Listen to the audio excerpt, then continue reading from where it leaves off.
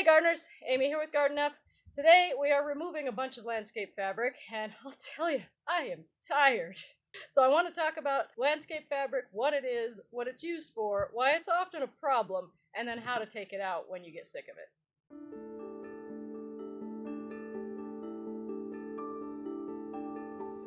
So landscape fabric is a barrier that is usually put down in a landscape bed for the purpose of suppressing weeds. That's the idea, that's the theory. Sometimes it works, sometimes it doesn't.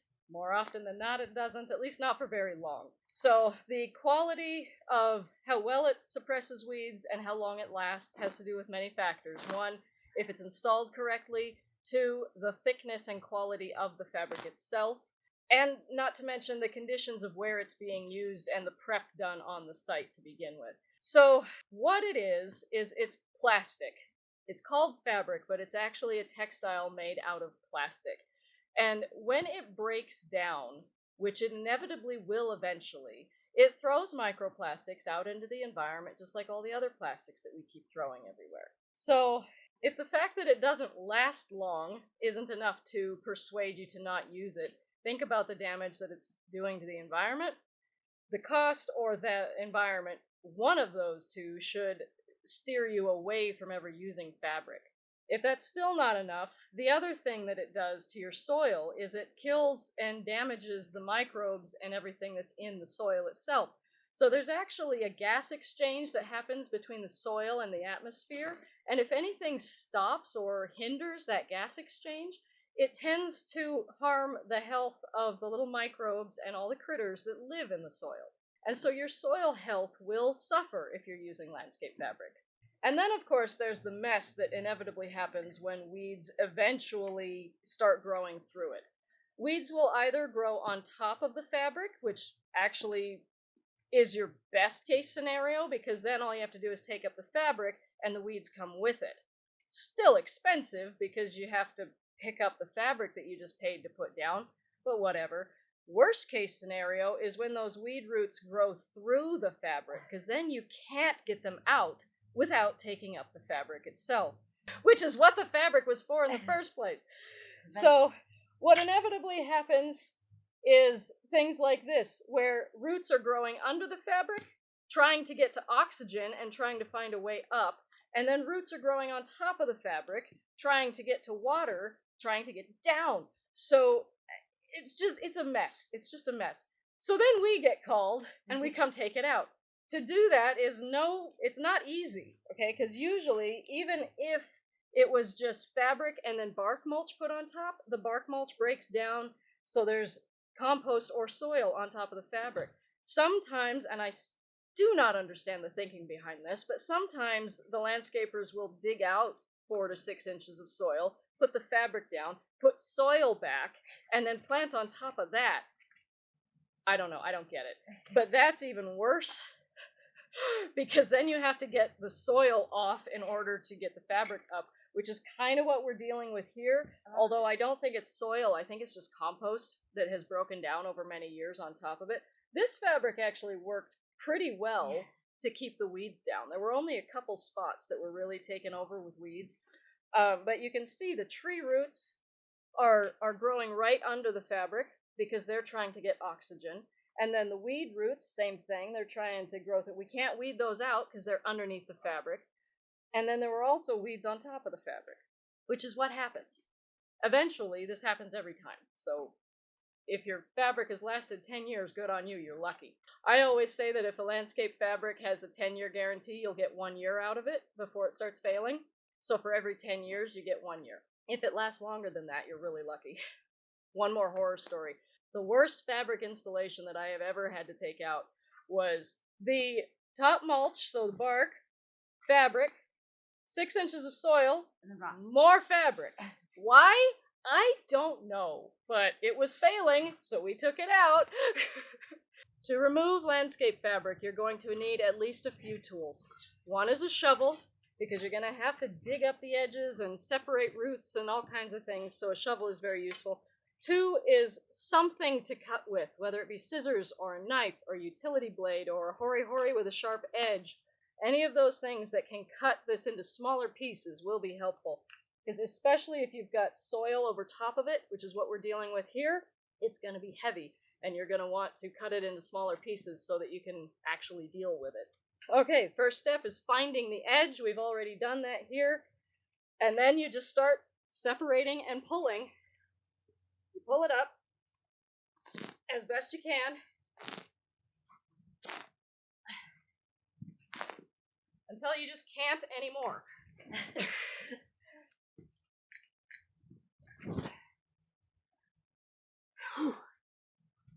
Then you take your shovel and you take all the dirt, which is very heavy. Why the fabric is so heavy is because it's full of dirt, roots, that all holds water, which just makes the whole thing unwieldy heavy. Now, I'm not currently taking the time to separate all the weed roots out of here because that would just make this job take days. What we're going to do is we're going to have to keep an eye on this area and continue to weed it for a few weeks before we do anything in here, which is actually perfect. This is going to be a pollinator garden, and it's not quite time to plant yet. So by the time it's time to plant, we will have weeded this at least once, and most of these little root bits that come back will have been removed. Okay, now I'm going to cut this into a smaller piece.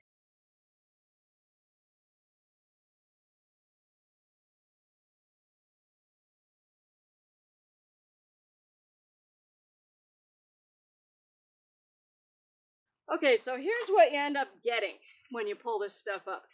It's heavy, it's full of dirt, and the dirt's not going to come off because these fibrous roots are holding the dirt in place.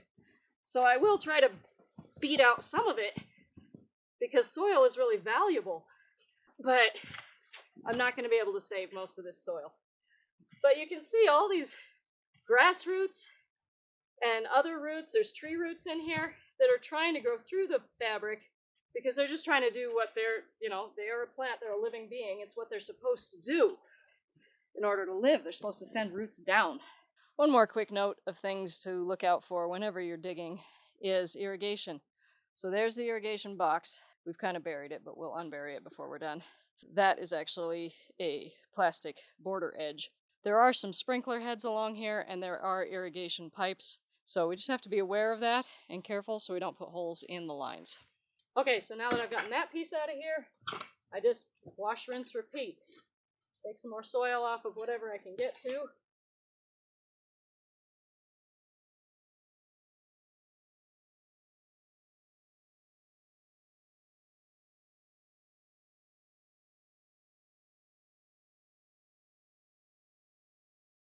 I want to point out something about this. These here are tree roots that were growing up right along the landscape fabric. They were trying to get to the oxygen so that the tree can breathe through its roots. It's not called breathing, but that is what happens. Roots do need oxygen. And so they're trying to get up through the fabric, and they can't. This one found its way through the fabric and between the different layers. So we're going to have to cut the fabric around this root. I'm not sure if that root is from this spruce tree or from the pine tree behind me. I think it's actually from the spruce, which is even more concerning because if the roots are this high out of the ground, this close to the tree, that probably means that the root ball is still in a pot shape under the ground. That is what I have observed in the last few years, having removed a few plants that died because they weren't planted correctly. But that's a whole other conversation, not necessarily the fabric. But yeah, this, I can't call it injury directly because it's not like the tree has a wound, but it's trying to deal with something that it shouldn't have to deal with. That's what this mess is. Okay, so I know some of you are saying, okay, Amy, how do I keep the weeds down though without my fabric? There's a few ways. You could weed, but I know a lot of us don't have time for that, and we would like to automate or make our gardens as low maintenance as possible, and that's fine. I totally get it. So here are a few of the best mulches you can use to keep your weeds down, to keep the oxygen exchange that's supposed to happen between the soil and the atmosphere, and to keep your garden as low maintenance as possible. What is best for the soil? And the number one best mulch, if you're not going to just go bare dirt, So the best thing is just bare dirt and manual weeding. But if you don't want to do that, the number one best mulch to use is arborist wood chips. Okay, and this is just plain chipped wood from the tree that was just taken out from down the street. Your neighbor had a tree removed, the arborist throws it in their chipper, and then they come and dump the chips in front of your house. And you can order chips for free, usually, in most areas, at least in the United States. I don't know about other countries. But in the United States, you can request free chip drops from chipdrop.com. You put in your address, you put in any specifics you have. You can offer an incentive to the arborists, a financial incentive for them to pick your house over other houses. But if you're in an area that trees get taken out of or people have tree work done fairly often, you'll get chips pretty quick. If you're out in the rural areas or you're in a lower income neighborhood, it might take a little longer. But my South Hill clients and my other clients in really good neighborhoods get their chips pretty quickly, usually. So that's the best thing, is wood chips. You can put it minimum of 4 inches deep, maximum of like 12 inches deep, depending on the weeds you're trying to suppress. Wood chips reduce that oxygen exchange the least. They reduce the water transfer into the soil the least. They really are the best mulch for soil. They also are very effective at keeping weeds down, far more than bark is, and definitely more than rock. Ugh, let's not even go there. You can use bark. It's not great for weed suppression, and it does reduce the oxygen exchange, as well as bark is full of tannins, which are hydrophobic, so getting water through bark is very difficult. Usually when it rains, it sits on top of the bark for a while before it ever gets to the soil, so that's always a problem. And then there's all the other horrible mulches that I never recommend. Rock, fabric, obviously. Let me talk about sheet mulching real quick. You can try cardboard. However, some recent studies have suggested that cardboard has some forever chemicals in it, and some scientists are of the opinion that those chemicals have no place in the environment and they should not be used in the garden. However, there are other studies that suggest that that may not be the case.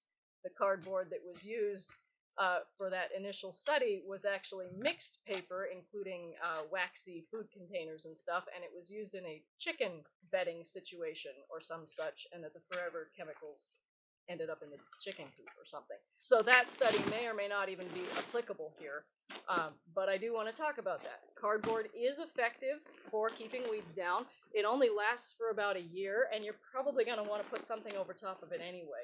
So unless you've got a real gnarly weed that you're really trying to keep down, just go with straight wood chips and be done with it. That's my opinion on that one. And also, if you're mulching around vegetables or food plants, I would not use cardboard. It's not worth the risk.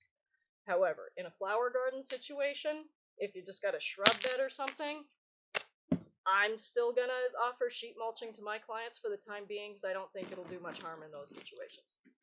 So thanks for watching, everybody. I hope this was valuable to you. If you liked it, please make sure to hit the like button. If you have any questions, leave a comment down below. And if you haven't already, please subscribe so you get more quality gardening content in your video feed every week.